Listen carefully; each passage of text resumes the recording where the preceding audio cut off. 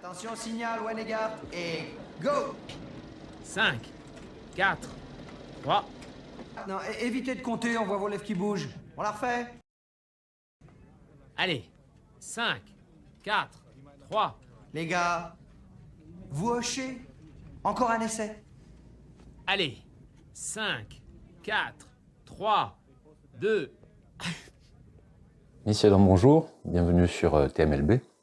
Aujourd'hui, on va voir l'évolution des semis que j'ai déjà fait, deux nouveaux semis que je fais à l'intérieur, la plantation des pommes de terre en extérieur, une petite surprise avec les aliacées que j'avais déjà plantées. Action.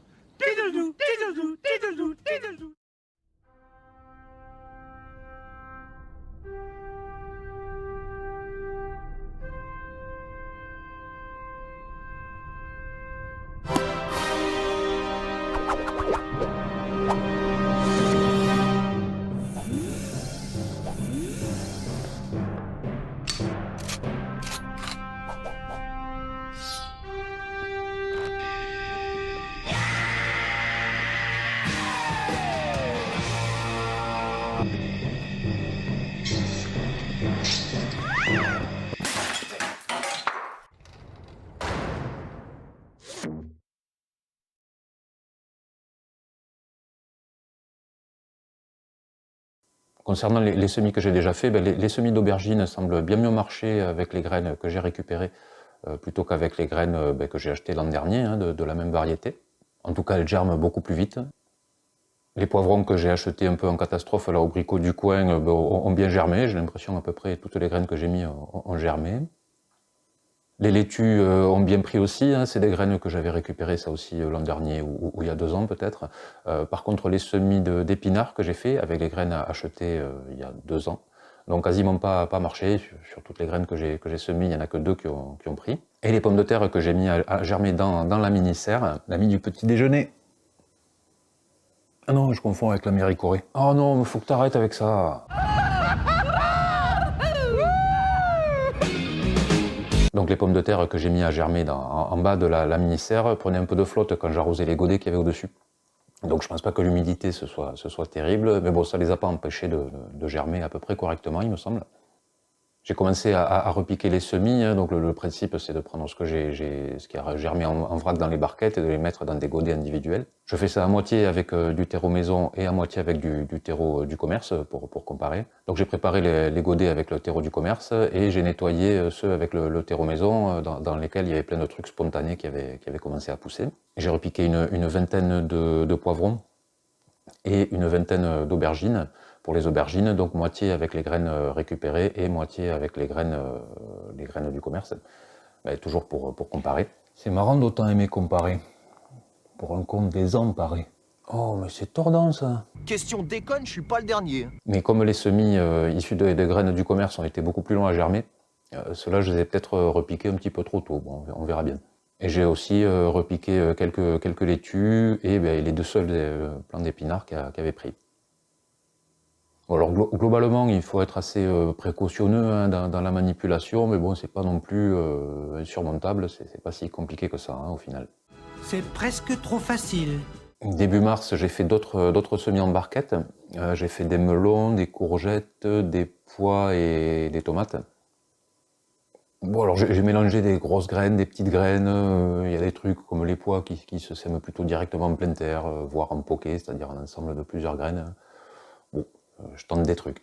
J'aimerais explorer de nouveaux mondes étranges, avancer vers l'inconnu. Mais dans l'ensemble, ça a l'air de plutôt bien se passer. Un peu trop même, il va falloir que je repique, je pense assez rapidement, les trucs avec les grosses graines, les courgettes et les pois notamment. Parce que les barquettes me semblent pas assez profondes. J'ai l'impression que les plants repiqués poussent plus vite dans le terreau maison que dans le terreau du commerce. Ce qui concerne les aubergines et les poivrons, ça semble assez flagrant. Mais je me suis aussi aperçu que manifestement, soit je remplissais pas assez les godets, soit je les tassais pas assez, parce qu'au fur et à mesure des arrosages, le niveau de terre descend dans les pots. Ce qui fait qu'au bout d'un moment, les plantes se retrouvent à perdre encore plus de lumière. Déjà que c'est pas top là où je les mets, là devant une fenêtre, ça arrange pas les choses. Donc j'ai nettoyé, désherbé les godets qui me restaient encore avec du terreau maison, et j'ai refait un petit peu les niveaux pour les prochains repiquages. Dans la foulée et un petit peu dans la précipitation, j'ai semé tout ce qui me restait de basilic directement dans les godets avec du terreau maison. J'ai un peu zappé le fait que du coup, je ne saurais pas faire la différence entre le basilic que j'ai semé et les adventices qui vont pousser spontanément. Brillant. Merci beaucoup.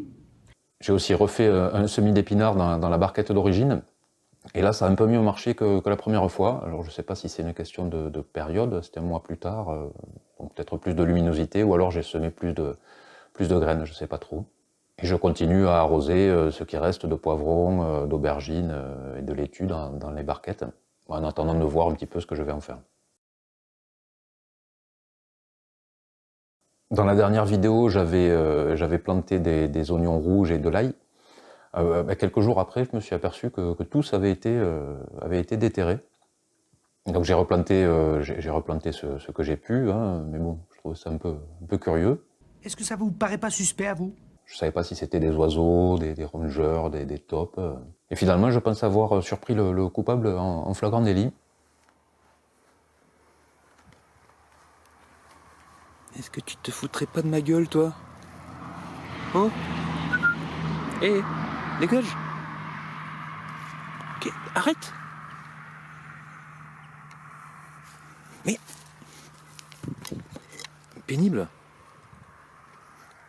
Pourquoi tu grattes ça? Ouais, j'ai un rapport un peu particulier avec les chats. Enfin, avec les animaux en général, d'ailleurs.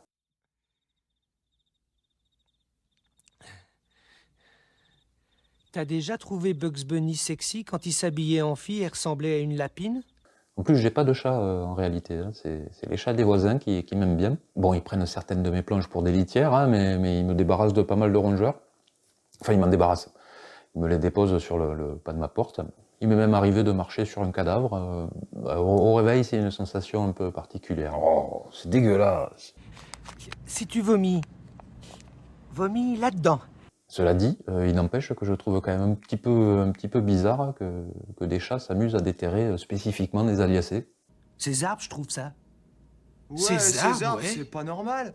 Bon, après, ce qui a survécu semble pas trop mal parti quand même, hein, et globalement, c'est plutôt les oignons qui ont ramassé. J'ai planté les pommes de terre que j'avais mis à germer, donc c'est des blanches et des binches.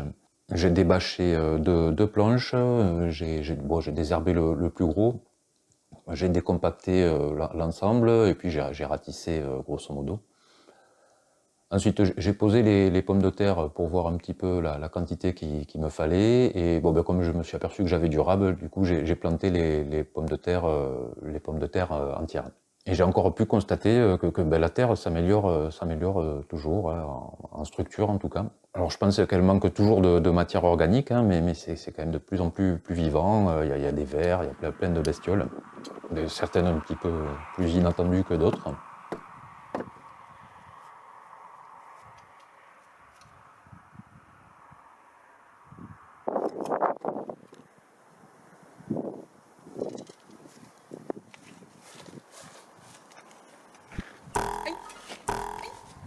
Les engrais verts que j'ai là sur 4 planches repartent pas mal. Bon, je vais devoir bientôt les couper pour préparer ces planches pour les cultures de mai à peu près, hein.